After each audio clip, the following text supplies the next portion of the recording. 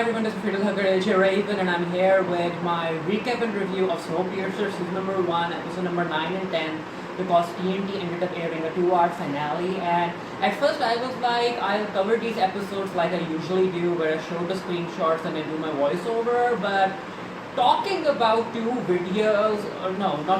talking about 2 episodes in one video would have taken way too much of my time, and I would have been talking way too much, like more than half an hour, and I couldn't do that, so I decided that I'll recap the episodes with you while showing some of the scenes from the episode itself, and also give you my review and my opinion. So yeah, let's start. First episode is episode number 9, and it's The Train Demanded Blood, and it opens with a voiceover by Melanie Cavill, and yeah, she's in trouble. She now realizes that she made some wrong decisions. Layton is trying to figure out what to do because the jackboots are coming after them, and we have this little girl. Her mom died, her brother died in the previous episode, and yeah, it's too much for Layton. Yeah, he doesn't care about guessing anyone. He just wants this to be over. Bennett is yelling at Miles because he let LJ in. You're not a soldier, Miles. You're a tragic child. You're a tragic child. Bennett has this old radio which he's turning on because he knows that if Melanie survives, that's the radio she's going to use to contact them in the engine. Pike's here to basically tell Layton to surrender, and he will be executed. However, the rest of the people will be pardoned. I actually don't know how Pike was taken off the drawer, and he seems to be walking around quite healthy. However, these two are having trouble. This is where Nolan is going to tell Ruth that when they get rid of the rebels, these two will be working together in order to regain control of the train. They don't want the first class to get control, especially the Fogglers. It's time for Melanie to be executed, and yeah, Harvey came here to save her because he understands that the train needs her. So he's going to help her escape. Jinju also had a big role to play in helping Melanie escape. And Jinju is like, Mel, there's still reasonable people up train. We can rally support, take the soldiers head on. First is lost. Melanie's like, no, I'm going to detail. I'm going to return.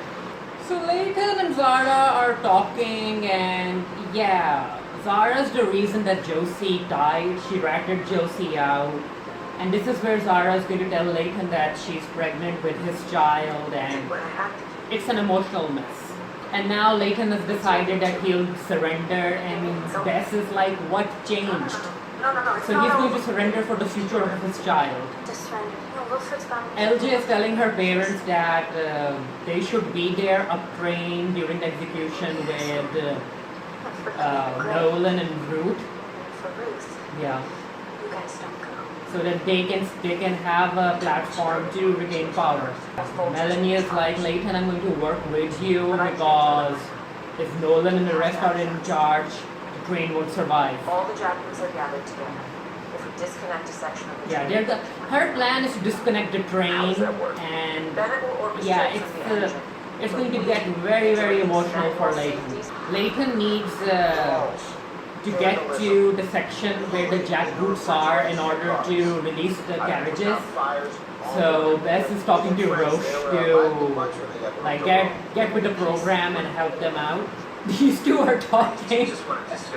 Yeah, they're working with Melanie and Layton, and basically he's going to give her a gun which will come into play later. Melanie is taking out the chip that she has in her palm that opens every door, and she's going to give that to Layton so that he can go in and disconnect some of the carriages. The Fogglers are making an event of it, because it's the train's history and they want to be part of it. While Roche is like, we only have like 7 or 8 minutes, I need you to hurry. So that's the gun that other guy gave to the teacher, and Roche is like, uncuff Layton, we are running out of time, and yeah, it's not necessarily going to go as planned. Yeah, they're losing, but don't worry. The reinforcements are here. Now this scene, Melanie knew what Layton had to do in order to disconnect the train, and whoa, Melanie is one clever woman. Layton is trying to help them, but he can't. He can't help them. He doesn't have the keys, and he's running out of time. Melanie played this way too well. So in order to save the rest of the train, Layton himself had to sacrifice his friends, all of the people that fought with him in the rebellion.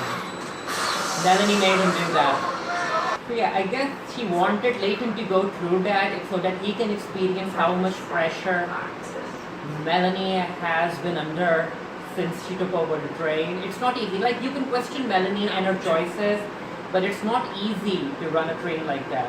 Now we are at episode number 10, which is the season 1 finale, and it's called 994 Cars Long. And it opens with Melanie talking over the radio and telling everyone that things are going to change on the train. She's giving the power over to Andre Layton, so let's see if he can control the train. This is where Andre ends up telling Miles that Josie is dead, and he doesn't tell him that it was Melanie who basically killed her though. Yeah, everyone is anxious, things are kind of out of control, there's looting and other stuff. Spike has made home in LJ's house and his friends are here, and of course LJ isn't happy about it. I don't feel sorry for LJ because she's a murderer. The engine is picking up transmission on the radio, the old radio that they ended up turning on in episode 9. And yeah, Bennett knows what's up, but he doesn't want Harvey and Melanie to know about it, especially not right now. Melanie came to Audrey and she's basically going through her weird psychological experience where she's going to talk to her dead daughter and say stuff that she couldn't. She's just trying to say sorry to her dead daughter because she had to move the train without her daughter being able to get on it. Basically here we have Zara and Layton trying to figure out how they're going to be a family to their upcoming child. I don't think Layton has forgiven Zara for having Josie killed, so it will be interesting to see how the relationship progresses. Junju and Bess are basically fighting, and yeah, they're breaking up. They're breaking up now.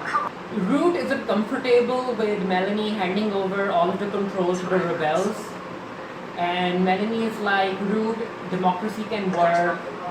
And I also realized that the train, there's nothing more important than love on the train, and Root is like basically that it's already too late and I need you to get out of my life. Melanie heard the signal as well and she's like, are there survivors here?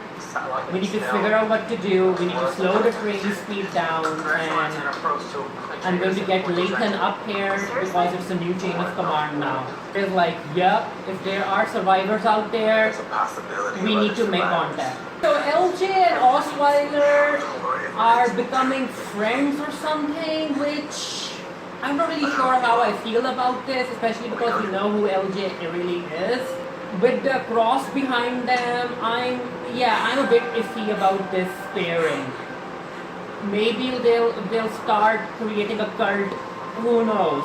Visual any second now, and it's a freaking second train, you all.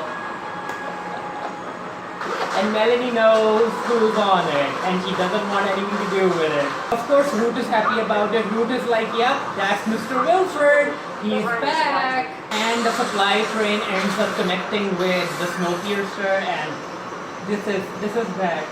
Root's here with the welcoming committee, with the kids singing the Wilford greeting, or I guess the Snowpiercer national anthem. She She has a freaking gun and she's not going to take no for an answer. So and Andre has to handle this very carefully. And he's like, you know what, Ruth, you're right. I want you to be with me right at the front in order to beat Mr. Wilford. Bennett and Melanie are fighting and yeah, she's not happy about Bennett making a unilateral decision. And yeah, this is where they basically broke up or something. She's on top of the Snowpiercer because she wants to cut the connection between the Snowpiercer and Big Alice, which is the supply train. The supply train is gaining access or control of the engine, and they use the brakes, and that's what led to Melanie falling off the train, and yeah, she's off the train. We all know who that is. We all know who that is. Melanie's daughter. She's back. And the show has already been renewed for a second season. Mr. Wilford is going to be played by Sean Ben or Sean Bean. And yeah, Melanie is alive as well. So this is going to be very, very interesting. Also, I like how the finale ended where the premiere started. It's a similar way, animated sequence and in Chicago. I will be doing a review of the two episode finale for the Geek Theory. The link to that will be down in the comment section below as soon as the review goes up. Let me know what you guys thought of the episodes, and I enjoyed it and I'm really, really looking forward to season number 2. And yeah, let me know, and until next time, stay happy, stay safe, stay blessed. See you guys later.